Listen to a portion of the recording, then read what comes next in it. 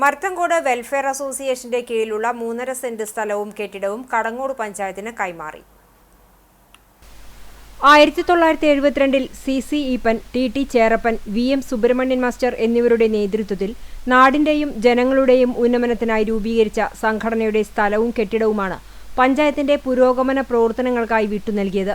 മർത്തങ്കോട് ഹൈസ്കൂളിനോട് ചേർന്ന് കിടക്കുന്ന സ്ഥലത്ത് പഞ്ചായത്ത് കുടിവെള്ള പദ്ധതി ടാങ്ക് സ്ഥാപിക്കാനായി അസോസിയേഷൻ സ്ഥലം നൽകിയിരുന്നു. അസോസിയേഷൻ പ്രസിഡന്റ് സാജൻ സക്കറിയയുടെ അധ്യക്ഷതയിൽ നടന്ന ചടങ്ങിൽ പഞ്ചായത്ത് പ്രസിഡന്റ് മീന സാജൻ ആധാരം ഏറ്റുവാങ്ങി. പഞ്ചായത്ത് വഴികളുടെ വികസനത്തിനു പോലും 1 മീറ്റർ സ്ഥലം പോലും വിട്ടുതരാൻ തയ്യാറാകാത്ത കാലത്തിൽ പഞ്ചായത്തിന്റെ വികസനത്തിനായി സ്ഥലം വിട്ടുനൽകിയ അസോസിയേഷൻ ഭാരവാഹികളെ പ്രസിഡന്റ് അഭിനന്ദിച്ചു. മർത്തങ്കോട് മേഖലയിലെ ജനങ്ങൾക്ക് ഉപകാരപ്രദമാകുന്ന പദ്ധതി ആരംഭിക്കുമെന്നും പ്രസിഡന്റ് പറഞ്ഞു.